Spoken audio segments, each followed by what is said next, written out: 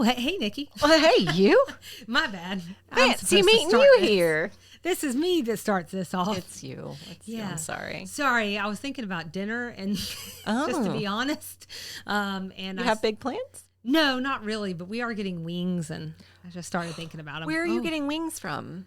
Jim and Nick's. Okay, I need to share with you your new wings place. Yes. So we went to that birthday party that was hosted by our neighbors, and they had some wings there, and they were Korean style barbecue chicken wings. Yes. And they're very spicy. You like spicy food, right? I'm a big spice food person. It's near you, so I'm going to send you a link for it. Okay. Off topic. Sorry, friends. I think it's called CK Chicken, and it's near Swanee, if anybody's in the area. It's near H Mart, right? Yes. Okay. Okay. They're very good. Okay, yeah, I wanted the flavor recommendations, too. Okay. Whatever we ordered last time, very spicy. Have you had Jim and Nick's smoked I wings? have not, no, but they're probably pretty good. They also have a really good salad, which I know sounds like kind of ridiculous. Which You're one? like, oh, cool, a house salad.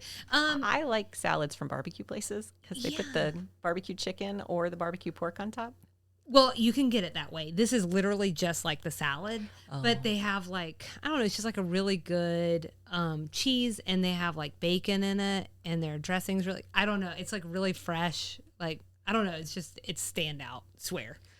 I also really love a steakhouse side salad or house salad. So Kyle and I were having this conversation because we just went to, what did I tell you? Texas Roadhouse.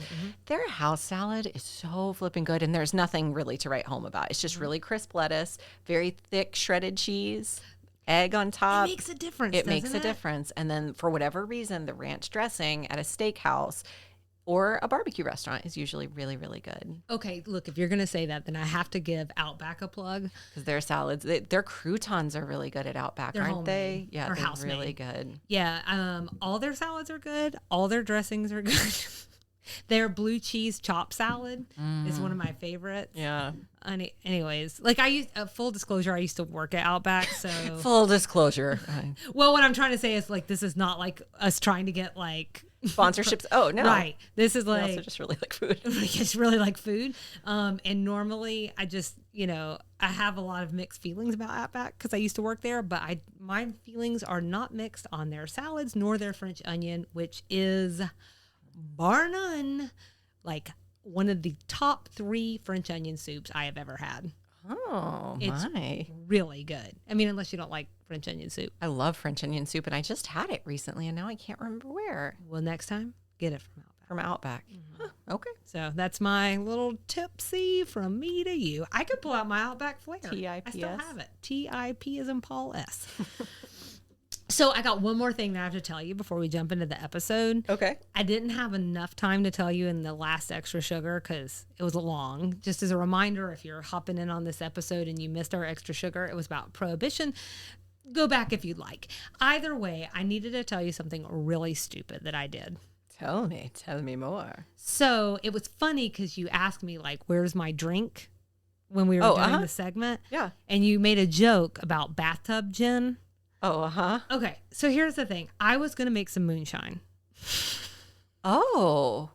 Yeah, I was looking up recipes to make it.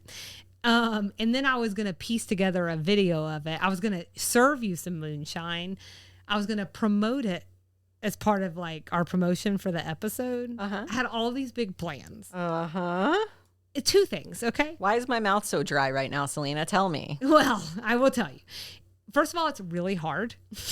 Or the instructions that I found looked really hard. My choices were it either takes a really long time with less steps or it's faster and there's like 200 steps. And then I didn't think either one of those were ideal. But also, it really felt like if I messed up one of those steps, I might kill you. So it seemed dangerous. So I was still going to make it, but I was like, I'm not going to serve this to her because I'm afraid like I'll hurt her. So I was like, okay, but I'll still make it. So I'm talking to Casey about it. And he's like, Selena, we don't have a still. And I was like, I'll just Amazon it. It's fine. Oh. They're on there. So That also wasn't the problem necessarily, although like they're quite expensive for a bit. So I was just going to try and figure out a way to do it myself. To go up to Ace and get all the parts. Or like, a little DIY, you know, a little DIY steal. But then, you know, like so stubbornly as I'm looking at things and how to do it, this is what actually stopped me. It's illegal. I was wondering if you were going to get to that part or if that was something you were trying not to say. So here's where I got confused because to your point, you said, well, I've had some of the ones that they sell in the store. So I was like, I mean, they must have like made moonshine legal or something at some point. I don't know. I just got confused. So I was actually going to try and make like a delicious flavor, like an apple pie or something. I actually have some apple pie moonshine at home. Oh, there you go. I could have brought it, I guess. Yeah. I try not to drink it because it's legal, but it still puts hair on your chest. Still pretty potent. Yeah. So the way I found out is when I was looking up one of the recipes, it was like, this is illegal. Theoretically, this is how you would do it. It's like what they used to do. That's right. So I just wanted to let you know that out of ignorance, I almost became a moonshiner, and I was planning to document it and share it on social media. I'm so glad you stumbled across the legality. As you were talking, I was like, well, did I miss something? Is it legal now? Because I was pretty sure it was illegal. Oh, but I did find a very beautiful copper still on. Did you buy it is the question. It's $379.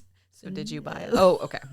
Yeah, and okay. It's right here. I thought it was your contribution to the podcast. God knows you don't do anything else. I've been dying to tell you about this. Oh for my like gosh, bless your heart. That is a real journey you went on. It's so stupid, but like also like you should just look at a recipe because it looks hard as hell. I mean, I think that speaks to the complication around legality of alcohol. Can you even imagine what they were dealing with during Prohibition? Because it's like it's all illegal except drinking it. That part's legal. Yeah, that's bad parts. But I feel that like it's hard to know what's legal and what's not and why. And until you can understand why, how are you supposed to know? Right. So there you go. I'm sorry I didn't make you any moonshine, but thanks for not getting us in jail. Thank you for not killing me. Yeah. And not getting yourself put in jail. That's right. That would have been kind of bad. I mean, I would have had to do the run of shows by myself. I can't figure out how to do that. It could have made an interesting I probably couldn't do a lot of podcasts. I was going to say, I wonder how long they'd put you in jail. I wonder if I can record. I've got some things to look up then. I wonder if I could have recorded like in jail phone calls with you. Yeah. Because sometimes you hear jailhouse footage. Uh-huh. We'd have like Selena Behind Bars, a new segment brought to you by Selena Behind the Bar. I'd have to get a hold of some Lucy's, single cigarettes, to exchange out for my phone. And it wouldn't be a phone that could do any of this. It would be like a 1990 phone. Yeah. Or 1999. It's tough. Tough enough. Tough enough? Tough enough. Is that our transition? Did you just do that so seamlessly? Accidentally, yes. Oh my gosh. Season 4, episode 21, as Selena just said, tough enough. The ladies vie for a bowling alley contract in order to undercut a group of obnoxious male designers who try to act macho in order to dispel the stereotypes of male designers. Air date March 12th, 1990. We're calling this one No Squealing, Giggling, or Giving Birth.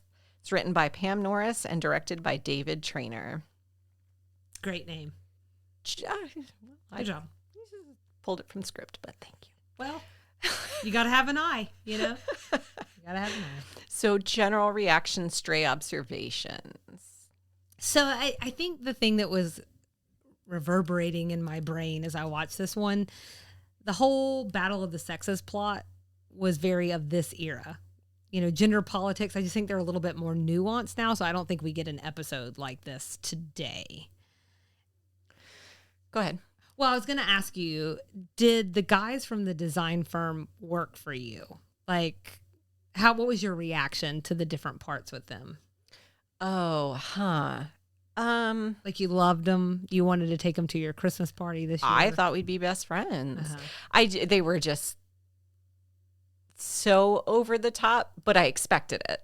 Like, I really enjoyed the European guy. Loved him. I can't remember. Was he Italian? Did they say? All they Or was he said just like was- generic European? They did say he went to a Barcelona institute. That's right. Yeah. Okay. I really thought he was very funny. I really liked him. They were just so over the top. That was my reaction to them was, Yeah. oh, they're supposed to be over the top. Well, that's literally my note, but how over the top they are. And I definitely understand why they did that, to like make the whatever point they're aiming to make in the episode. But it was so much and so ridiculous that it almost took me out of the episode. So I have a lot of thoughts. I'm going to start with that one specifically, which Okay. is there was one episode where you said, this is almost like this, like what you imagine someone imagines someone in that group talks like. Does that sound familiar to you? I could not put my brain on Sounds it. like So me. I left it out of my notes. But the reason I'm bringing it up is because as I was watching this episode, I was thinking, this sounds like what Pam Norris thinks men are like when Yeah. women aren't around. Yeah. That they're very like macho and whatever. And I just could not figure out what we were supposed to do with this episode.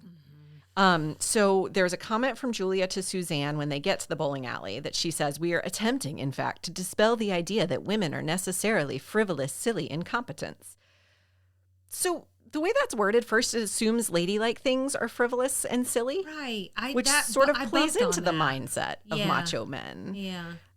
It also implies that frivolous and silly are synonymous with incompetent, which plays into the patriarchy's perception. So what does that mean? And then later, Mary Jo says, we thought we had to prove we could be like men to get the job. So I think that's what they wanted us to take away from the episode, but Julia's not saying that. And I know they had to write something, but Julia's not saying we have to be like men. She's saying we have to be not frivolous or silly, which is essentially saying we have to be not women. The two pieces don't fit together for me. And I wonder, like, if it's her lens of what she thinks, like a male bowling alley owner wants, or what he would see as frivolous, you know. And so maybe she doesn't eat although it gets messy, right? Because I do think that she thinks her sister is silly and frivolous.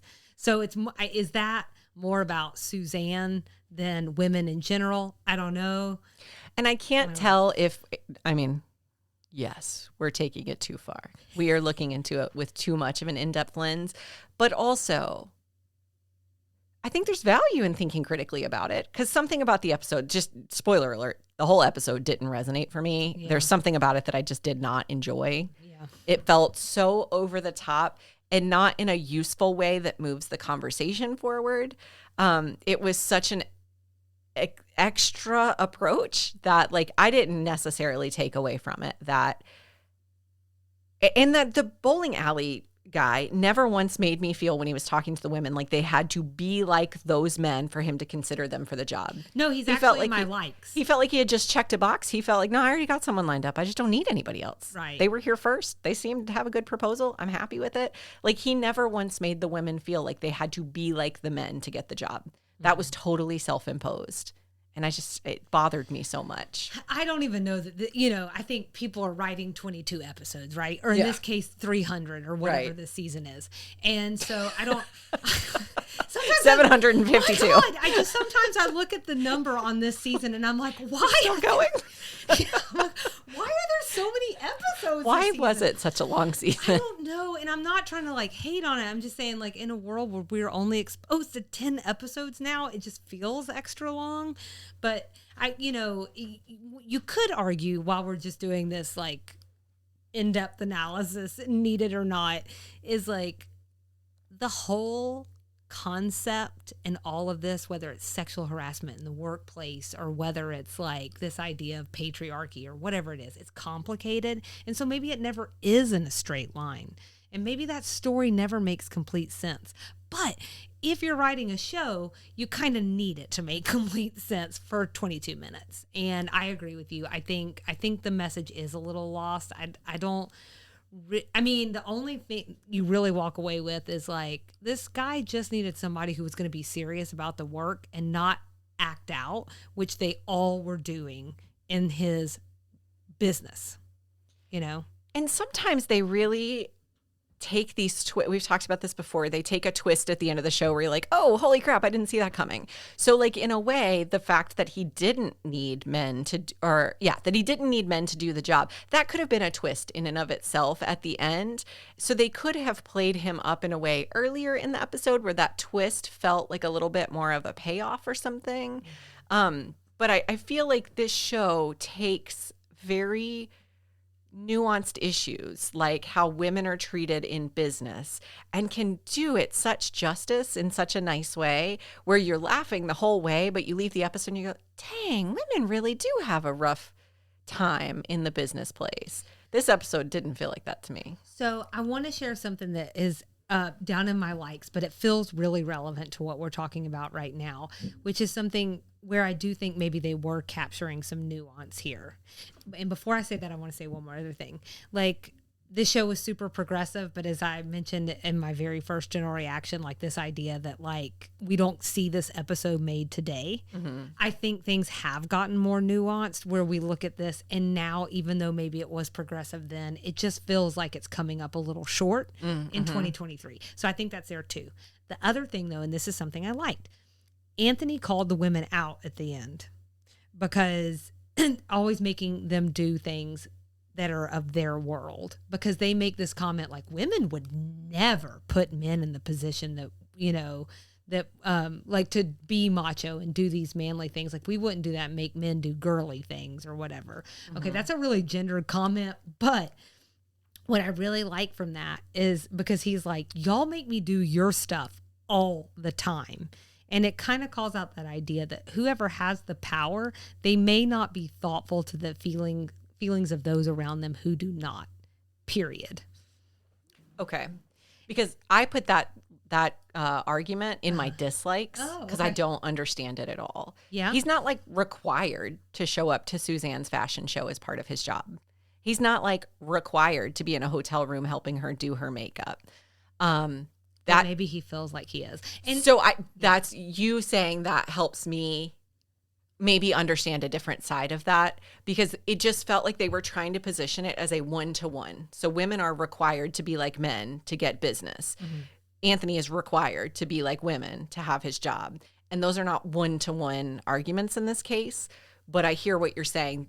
Maybe the women feel like they're required to be like men, even though this episode shows they're not. And Anthony may feel like he's required to be like women. That's right. Even though he's not. And like, that I makes think a lot more sense. Friendship has deepened there. Yeah. But this guy's just trying to keep a job in the beginning. Right. So if you're going to do extra things to keep this job, and he has like a record, so it's hard for him to get jobs. So he just places. sort of has to say yes to things. Absolutely. And I think an easier way to understand it is like the power dynamics that we talk about between you know, maybe a boss who, you don't have to be male, but I think we tend to look at it through that lens, who's, you know, he might date someone who's underneath him in the hierarchy of the roles of the job.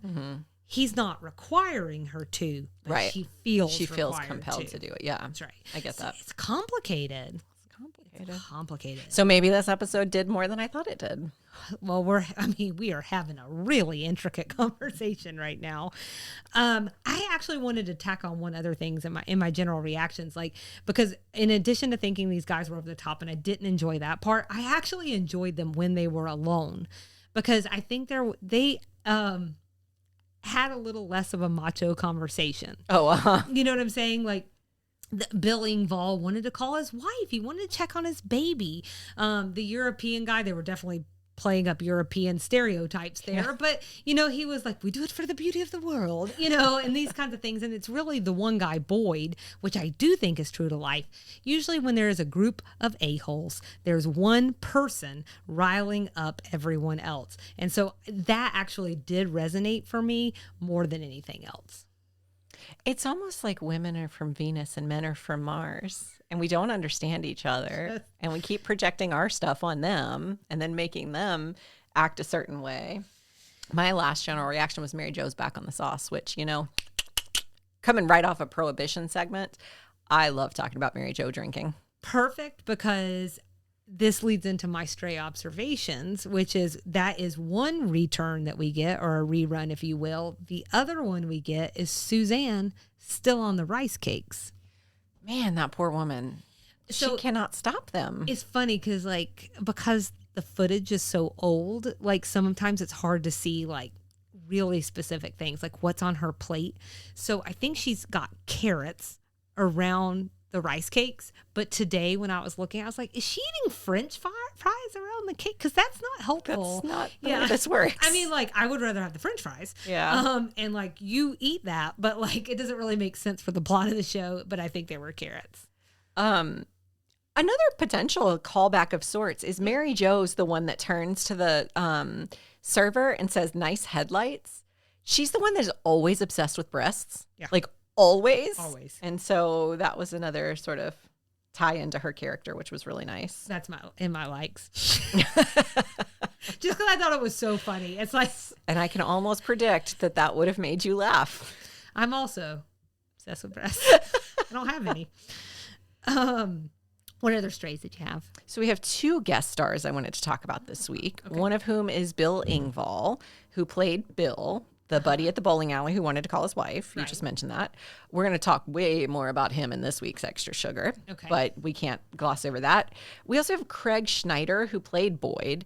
He would make later appearances in the Jeff Foxworthy Show and Blue Collar TV, which we're also going to talk about in this week's Extra Sugar. Okay. But he also appeared on Roseanne once. He didn't have an extensive filmography, but he was also on Roseanne. And I love Roseanne.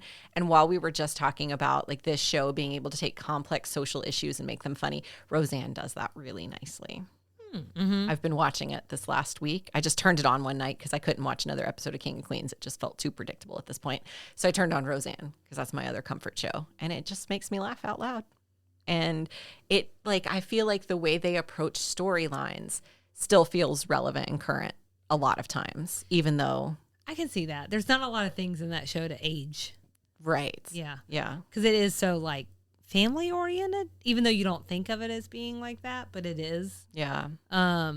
It's a great show. Such a good also show. John Goodman. Come on. National treasure. He's so good. I also had a cut line. So at the beginning when Julia says Boyd and his guys are afraid, basically everyone's going to think they're gay because they work in design. This was also said. I mean, all this jockeying around, going on and on about hookers and football and transmissions. We're talking major testosterone poisoning here. Well, they sure do make a lot of money. Of course they do. They get every sports club, every man's club, every sports bar, every bachelor pad. Everywhere there's a man's job to be had, they just stomp right in and grab it. Well, you don't have to say another word because I know the type. How do you deal with him? This is Anthony, I think, talking. I don't have to. When that kind of guy finds out I've been to prison, they have enormous respect for me. That's how dumb they are. I feel like that was just kind of a crappy cut line because I think it was an important setup. Context. It's important context. Agree. Yeah. There was also a cut when the women were trying to get the job. We hear you're putting in a new restaurant. We have a lot of experience with restaurants. As a matter of fact, we're getting ready to redo another one. Really? Which one? It's the Ruffles and Bows Tea Room. Mm-hmm. So that's when we get the first reference to the Ruffles and Bows Tea Room, which was also, I think, helpful context when talking with that bowling alley guy. Okay. Yeah, I definitely noticed the first. I don't think I caught the second one, but I noticed the first cut line and thought that was not a great cut. Mm-mm. Okay, so I have some strays about Boyd specifically. I think Needle Nose Ned. Ned the Head? Mm-hmm. So, or Stephen Tobolowsky. Ned Ryerson. Remember he was in season 1. Right. And it's the one where Suzanne burns down the design house. And he's like in there, he's like, the finest 8 breasts of Atlanta. His name is Boyd in that episode. Oh. I went back and checked it. There's also something else that makes me think this is maybe the same character, but they just had to switch out actors. I think there's a line in both where they're like, they just come around, or he just comes around and borrows stuff and never returns it. And they're similar, whatever. So I think it's Boyd. That is such a good catch because I was feeling like this is not the first. Something did not feel brand new about this. That's such a good catch. I didn't put that together. Ned Ryerson. I also think that his character is a little like interesting. Like, I don't understand why he's like bada bing, bada boom. He's just like an Andrew Dice Clay ripoff. And that's all I could think the whole time. And a lot of times he didn't even sound Southern to me. And I think it is because of that bada bing, bada boom kind of stuff. And not that you have to be Southern. Clearly there are people in the South who are not Southern, but I'm almost surprised they didn't have someone with a little bit more of a Southern accent in there. And that kept occurring to me as we went through. Huh. I have 2 more strays. Okay. Okay. So the first one is that Boyd's design firm was set to make $150,000. You know, I got to tell you, today that would have been $346,407. Whew, that's tough. And then Julia wears a size 6. I am so glad you brought that up. I was in Mary Jo's like a 7, and I was like, Mary Jo of all people, She's like a 4. But when she said 6, I was like, do they even make shoes that size for adults? Because I'm a 9.5. I think 6 is the bare minimum. So holy crap. Yeah, like back before my feet got so wide because I'm so hot. I wore a size 6.5, but I'm 5'2". How tall is she? She's not that tall, though. I think she's usually in heels is the problem. Now, do you mean her character? Well, maybe she's not that much taller than Annie Potts is. 5'5". I still put you in a 7.5. Yeah. Come on. Why are you talking like that? Like it's such a big shoe. I'm not. I wear an 8. I wear a 9.5. No, didn't we talk about this with Still Magnolias? Oh, I wear a 6. It feels so good. I wear a 7. Blah, blah, blah. I'm in a 9. Just wear any shoe. Are you kidding me? Before long, I'm just going to be in like a shoe box. That's the life I'm living, okay? So trust me. No shade to anyone. 6. And I was like, holy crap. Really small. So what did you like about this episode? Is there anything? Yeah. I lost you in that size 6. Julia, I'm like, it's just tiny. Julia's competitive side is not surprising to me. Her saying, pound him into the ground was a little bit surprising to me. And I loved that. So what do we do about that? We pound him into the ground. The whole bit about Suzanne arriving to the alley and getting the shoes was really funny. When she says that whole thing about putting that lady's mind to rest, do you really think I'm going to give up my brand new mod frisson so I can walk out of here? That whole thing made me laugh. I just thought it was really beautifully written and like perfectly tailored to that character. I also really laughed when the I'm calling him Italian guy, when he said the male form can be very beautiful. No, when the ladies are like staring at him, that made me laugh out loud. And then the idea of Consuela hitting Anthony on the head with a pan, it's just really cartoonish. And I like that. Those were the things I liked. Okay. I had another one. So when they're all there and Boyd's giving them a pep talk and he's like, no one's calling the wife, or riling them up rather, no intellectual comments and no being European. And then that guy buttons up his shirt. I laughed so hard. God, I laughed so much. Anyways, all right, Suzanne getting a strike in her heels. What's the big deal? Why I gotta wear those ugly shoes? I can do that in my heels, or whatever she says. That was pretty fantastic. Also, do you remember in the early 2000s when those like bowling shoes had a moment? Oh, like people wearing them outside of the bowling alley? Well, I mean, they weren't actually bowling shoes, but they looked just like them. Mm-hmm. That sounds vaguely familiar. I also remember when bowling bag purses were kind of a thing. Mm-hmm. That was also in the early aughts. Was it? I think. Sounds right. Yeah. That sounds right. Yeah. That's better than the shoes. Also, bowling shirts were kind of a thing for a guy. For guys for a while, like the late 90s, mid 90s, late 90s. Yeah. Keep that where it is.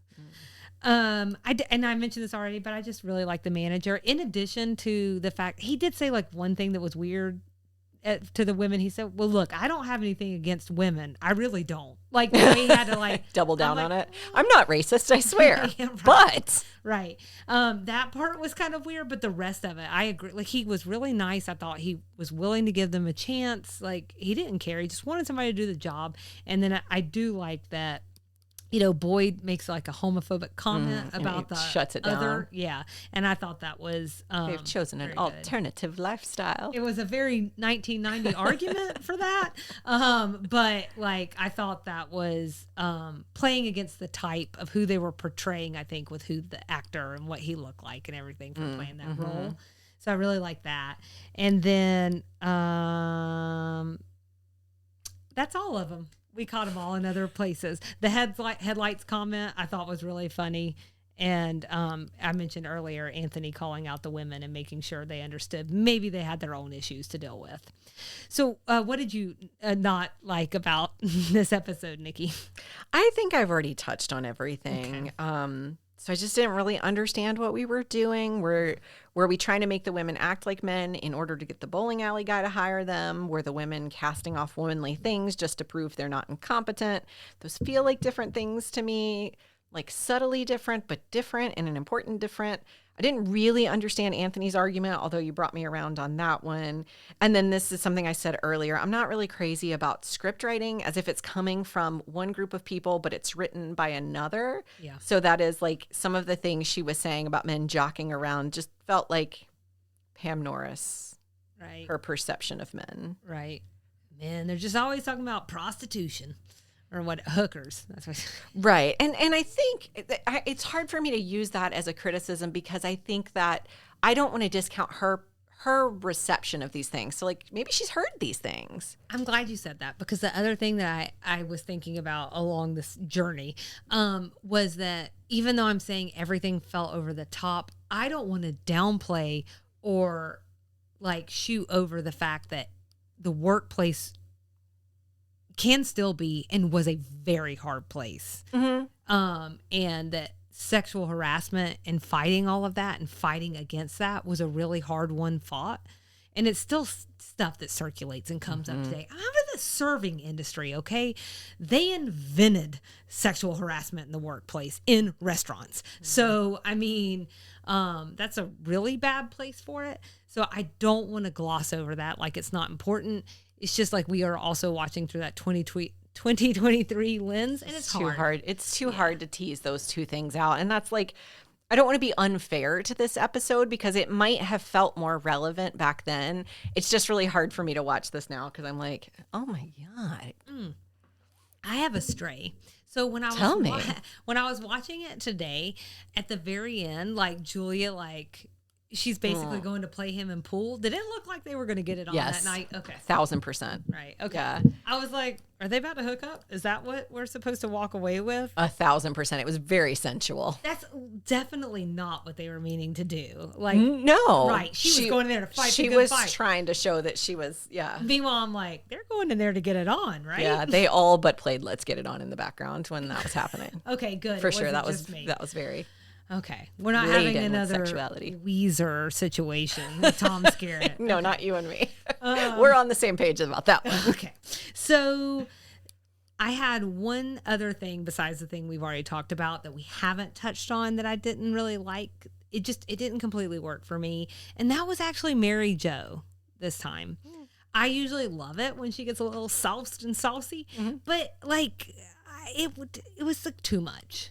Like when I loved it so much. Really? Yes. I felt like, I don't know if I was feeling like that empathetic, like I'm embarrassed for you right now or what it was. Or maybe it was like the women were pushing back on it more than ever.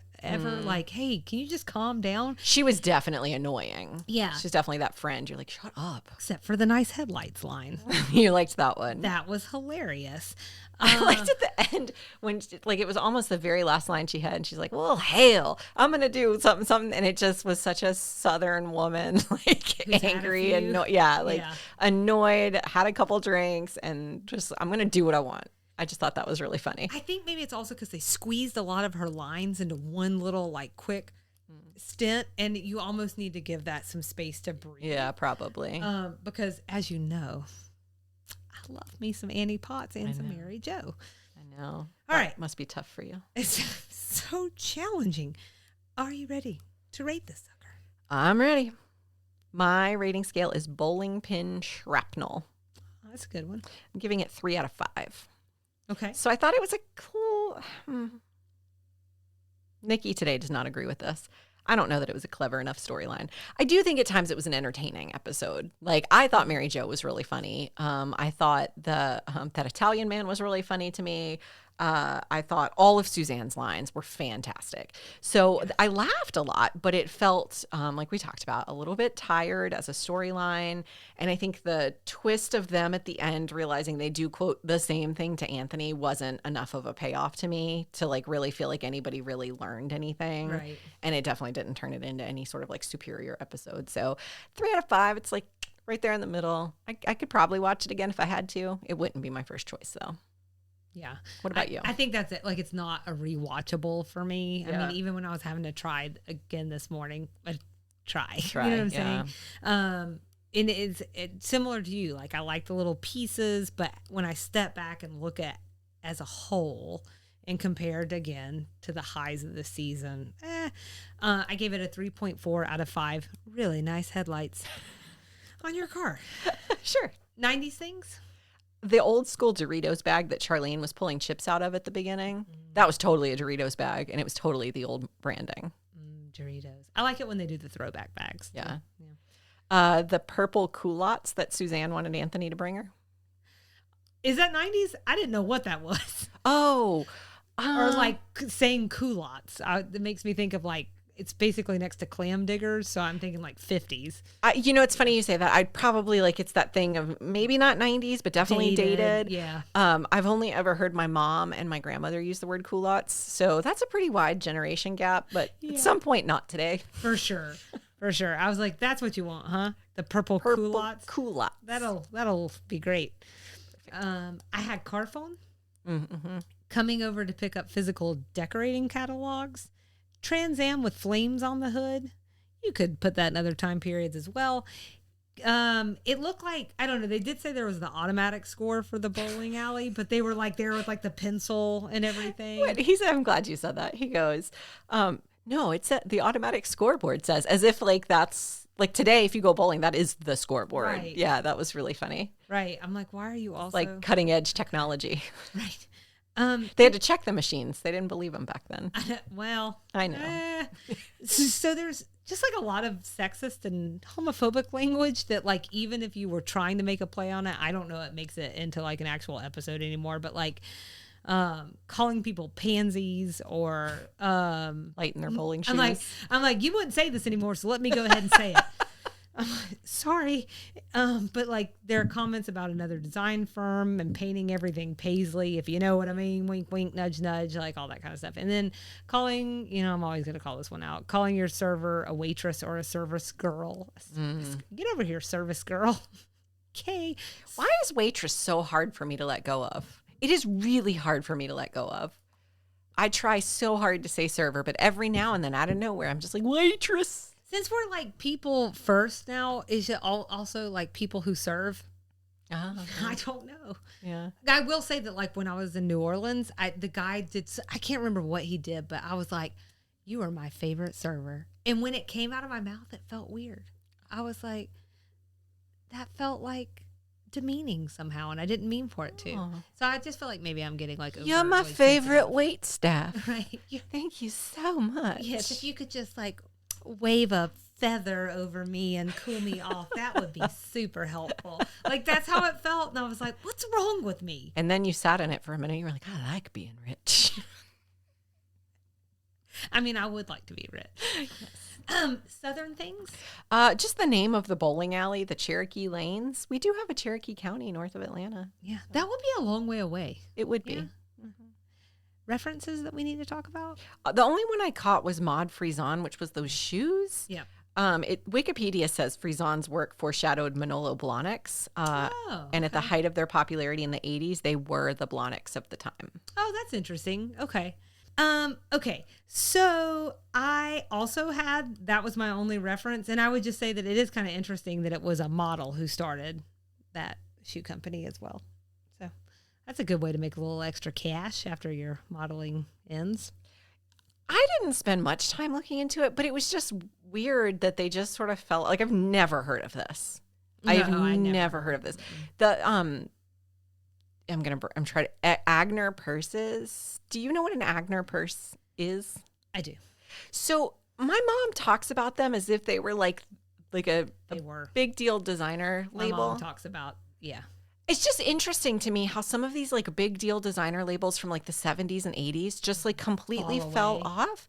But like we still talk about things like Louis Vuitton. You know, we talk about that all the time. That's been around forever. Yeah. So what is it that makes some brands enduring, which is not what we're here to talk about? I guess but it's I find just it fascinating. Right. It must be like missteps or something. Well, it's like, was it Halston? And then like we had a whole series that came out with Ewan McGregor last year, and he plays him, and it was just a huge deal. And and I was like, I kind of have heard of him before, but not really. So it's weird. Yeah, it really is interesting. In her case, though, she sells the brand in '99. And I wonder if like it does say like they reached their peak popularity in the 80s. So I think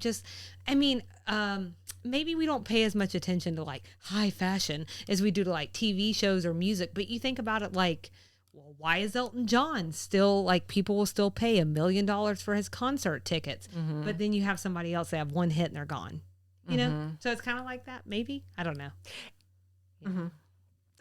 I was going to use Madonna as an example of someone who like hasn't had a hit in a really long time, but so many people would still fall over themselves to go see her perform. Absolutely. And they still think of her as like a legend. And it's so hard to disentangle that star power. And what about Maude? What about Maude?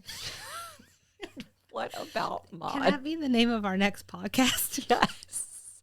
But I think we have to talk about the Maude TV show if we call it that. Oh, yeah, maybe. And there's Maude. That's like a Family Guy reference. They keep singing, and then there's Maude. Oh, really? Okay. I'll take your word for it. That was the end of my references, or Perfect. Ours, or yours. I don't know. Perfect. Where are we?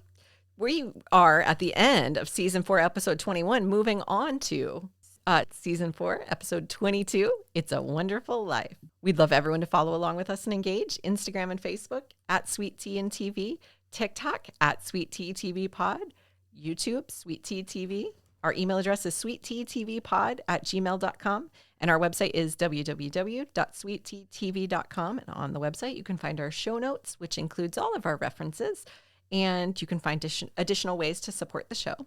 And come back Thursday for Extra Sugar, where we're going to talk about the Bill Engvall reference. And more importantly, more bigly, more... I like Bigley. From a bigger perspective, his role in the Blue Collar Comedy Tour. I'm very excited to hear about this. Well, temper expectations. That's what I always say. Okey-dokey. Done. All right. Well, you know what that means, Nikki. What does it mean, Selena? It means we'll see you around the bend. Bye.